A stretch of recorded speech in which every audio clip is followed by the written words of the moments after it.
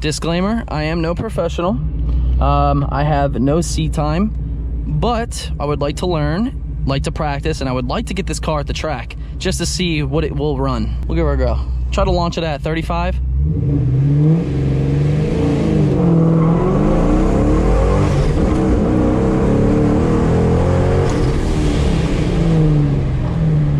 All right.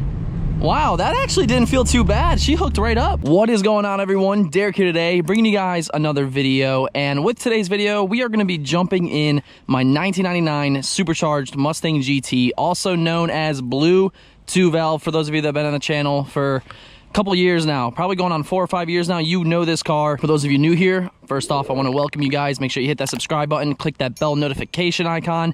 And if you're interested in catching up with this car, I actually have a full entire playlist with about 54, 55 episodes of Redo Blue. So you can find that playlist right there. So go ahead and click that bad boy.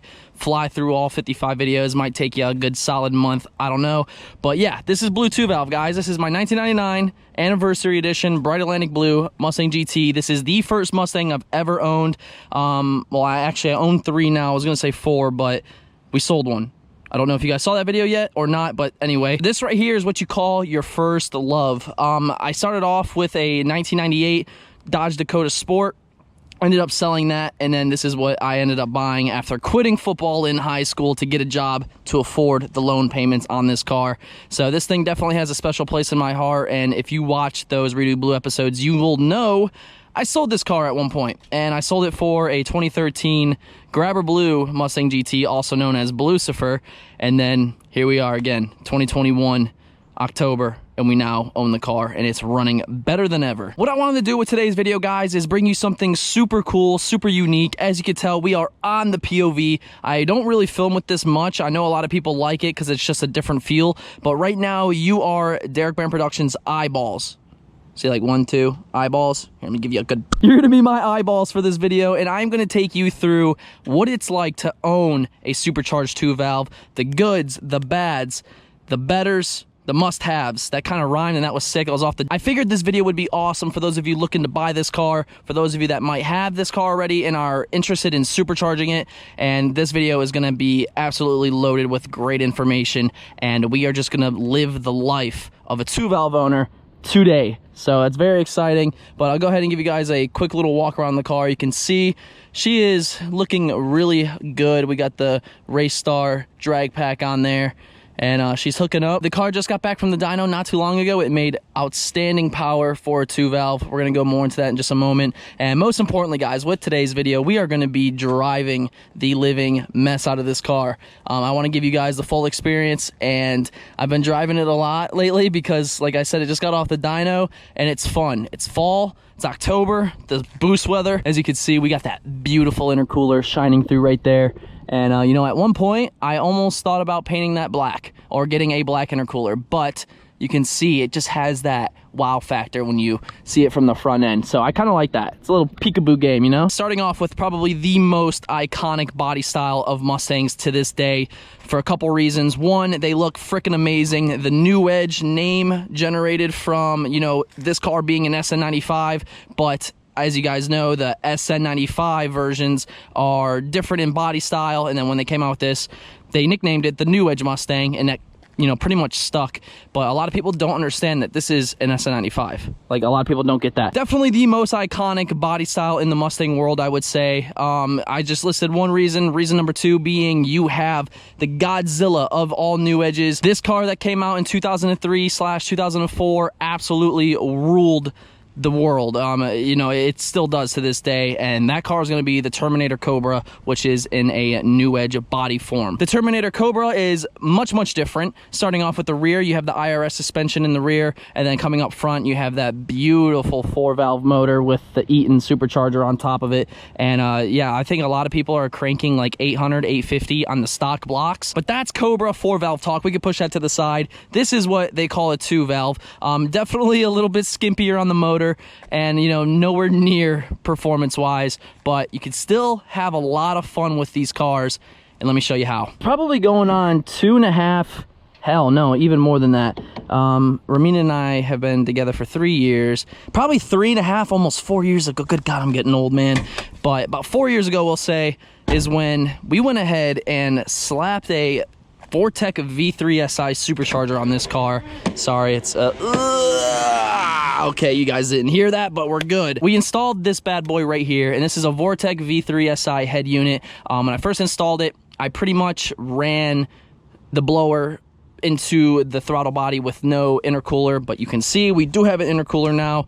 And to make a long story short, I installed it without the intercooler. Your boy was broke back then. I didn't really have the funds that I got now, and yeah, we made it work. It still made pretty fun power. I want to say these cars, don't quote me, I don't know, I'm not going to look on my phone because I'm just taking an educated guess, but I think these cars make about 230 horsepower to the wheels from the factory, which, you know, that car right there doing driver's ed right now would probably absolutely wax it. But anyway, staying on topic, about 230 horsepower to the wheel, which, you know, it's not much. Maybe a 99, but 2021, absolutely not. You are probably more than likely to beat this car on foot. With the Vortec V3 SI power adder producing, I think, like 5 pounds of boost, and the car on the dyno made 340. With me having this car and this car only, that was pretty spunky. I never really experienced having a car that fast. 350 horsepower, we'll say, to the wheel, which wasn't too bad. But this is where we go ahead and fast forward a little bit through the timeline, and I sold the car. So I sold the car non-intercooled, and that's when I got the Coyote, experienced the Coyote life, and wowza. In the possession of the new owner, they went ahead and installed the CX Racing intercooler kit. You can actually find it on eBay. The CX Racing intercooler kit works perfect on these cars, especially with a, you know, Vortec, a Paxton. So he installed that, and when he installed it, it was set up to be a recirculating setup. You really want a blow-through setup when it comes to these cars. Now, that's just going to be changing the position of the mass airflow sensor and your blow-off valve. The blow-off valve, as you can tell, was right here at one point, and the mass air was actually down there. They're completely flipped now. Mass airflow is right before the throttle body, and the blow-off valve, which is a Tile Q 50mm, is down low in the fender well. So fixed that up after I bought it back, and I dropped down to a 3.33 pulley. We are producing about 10 to 11 pounds of boost, and now the car made 435 wheel horsepower on a tire, which is going to reduce it a little bit, and it was in a 100-degree shop at Flim Flam Speed here in Richmond, Virginia. So, you know, if you want to go ahead and juggle those two aspects up, I feel like this is a 450 horsepower car all day long in this nice fall weather. So open blower setup, which I should put a turbo guard on there for, you know, obvious reasons. You really don't want to have your hood open and then, you know, just go and try to, if you're hanging meat like me. But long story short, she is completed. This is going to be not the final stage, but this is before the final stage of this car's life as of right now. We're going to stay stock 2-valve motor. We're going to stay blow through Vortec setup for now. If anything were to happen, you know, then we'll change accordingly, which turbo. That's the full setup as far as the power adder, stock motor, blah, blah, blah. And honestly, that's kind of it. It's a stock trans and all, stock rear end.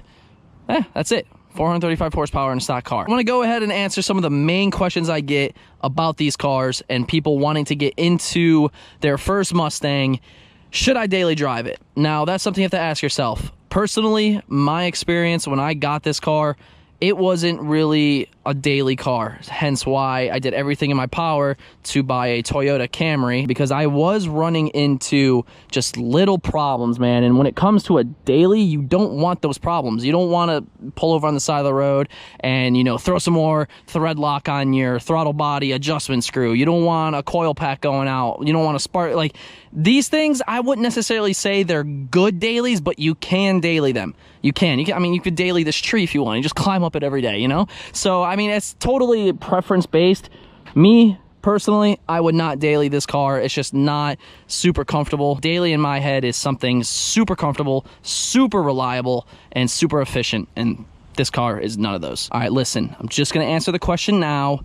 The exhaust setup on here is stock headers, BBK off-road X-pipe, Borla stingers with 4-inch black rolled tips. Okay, we're getting that over with, and I don't know why I shut the hood, but let's go ahead and talk a little bit about this interior real fast. And as you can see, you know, it smells like pizza. Don't mind my pizza box back there. Your boy was a little hungry. But the interior is great, and they don't all necessarily come like this in such good condition. Again, on the Redo Blue Series, you'll see that I bought another car, parts car, that had black interior. This car had gray. Absolutely hideous, absolutely disgusting. It was dirty and stuff, and I'm just, you know, black interior kind of guy. So we got the Brom seats. We literally swapped everything. Nothing is painted. Everything was done the right way, but everything is black on the interior, which, you know, it's pretty comfortable. It truly is, especially with the Apple Play deck and the AC works and yada yada. So this is definitely a plus. But again, not all cars are going to come like that. And, you know, let's go ahead and let's just start this thing up, man. Let's see what exactly you're getting with a supercharged 2-valve, you know, which you could probably find right now for about anywhere from 85 to 10 grand. I want to say is a good median range just because of the car market itself. But yeah, here we go. Let's start her up, and you're gonna hear, you know, the idling being a little tweaky. I gotta try a new sensor for the throttle body. Here we go. Starts right up, and as far as injectors, I truly don't remember. 47 pounds, 52 pounds, I don't even know. But you can hear that Vortec V3 SI, and believe it or not, this is the quieter of the blowers. So that's it right there.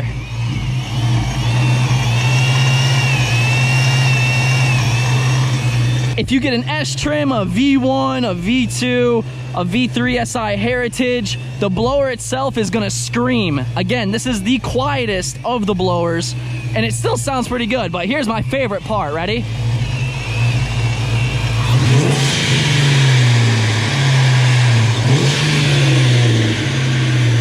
You can hear that blow-off valve from a mile away, man, and that is the absolute most intoxicating thing about a Century blower setup is those sounds. I know a lot of people love, you know, the top mount positive displacements, root style blowers where you hear the whining, and this is the best. By far the best. No one can change my mind on that. It's so intoxicating. But that's the blower, that's the blow-off valve. And yeah, I think it's just one of those things. You just got to get behind the wheel and experience it for yourself. Well, here we are in the cockpit. Something just seems off. I don't know. That's what it is. The boost gauge. You know we don't like green, we like blue. Now we're good.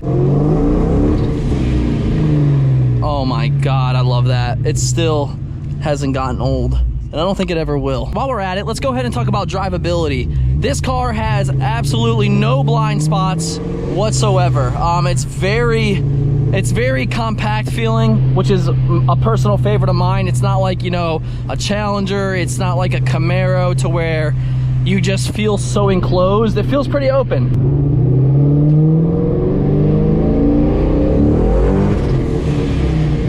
Oh, my shifter turned on me. That's not good. This is as good as it's gonna get when it comes to enjoying a car. I wonder if Optimus wants the gap. What do y'all think?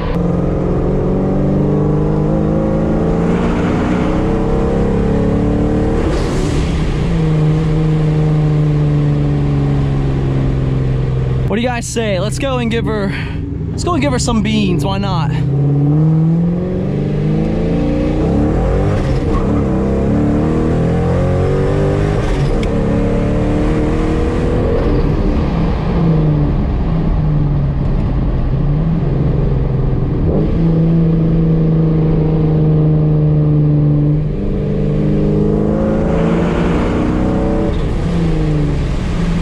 Well, I hope you guys are able to tell that this is just an absolute blast to drive. It's just nothing but fun. Nothing but fun.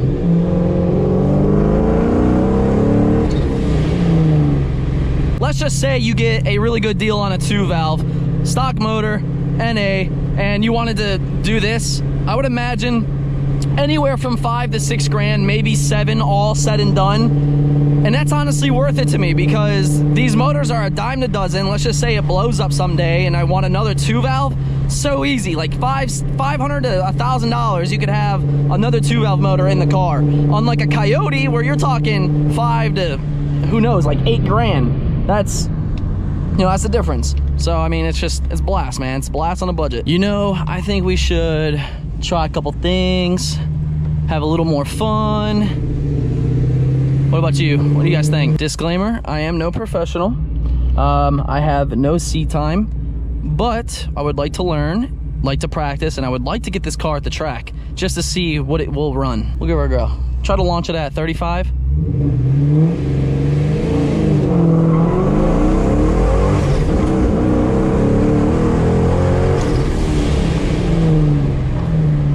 All right.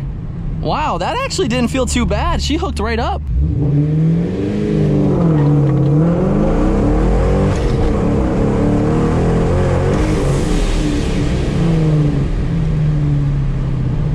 All right, I want to go to the track now. Like, for real. I want to go to the track.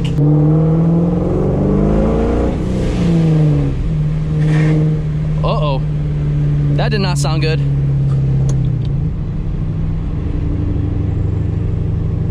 Uh-oh. I don't know what that was. I do not know what that was, boys. All right, I'm not gonna put this on. I'm just gonna throw me shifter on there.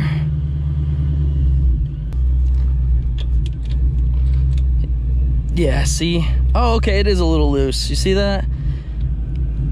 Actually, hold up.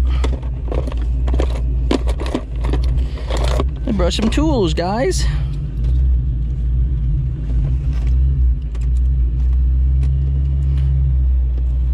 Let's just get this thing home. I'm not messing around.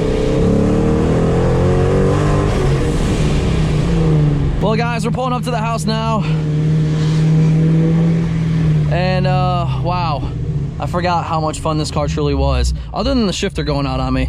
Definitely need to get, like, a one-piece Hearst or something, because this thing's janky. I just want to go and thank you all so much for hanging out with me today so I could give you the perfect representation of a boosted 2-valve and how much fun they truly are. Again, you know, it's a budget car. You can have loads of fun, and honestly, when we were hitting those hard launches, this thing was scooting out, and you know, the tires weren't even warmed up. They started to get warmed up as we were, you know, moving out, but man, it's so fun. I can't wait to take it to the track after I get the shifter fixed. The clutch isn't too happy right now, but it's better than dumping it and completely blowing the drivetrain, because that's what would have happened. Again, thank you all so much for watching. If you're new here, please take a quick second, hit the subscribe button. Everybody watching right now, click that bell notification icon and hit all. You just have to do it if you want future uploads. What do you guys say? 1,500 likes? We can do the Fox. We have the C7 Corvette. And we have Lucifer next. So if you guys want another video like this, just straight raw content of, you know, a particular car, drop a comment down below which car you want next. But until next time, guys, we'll see you later.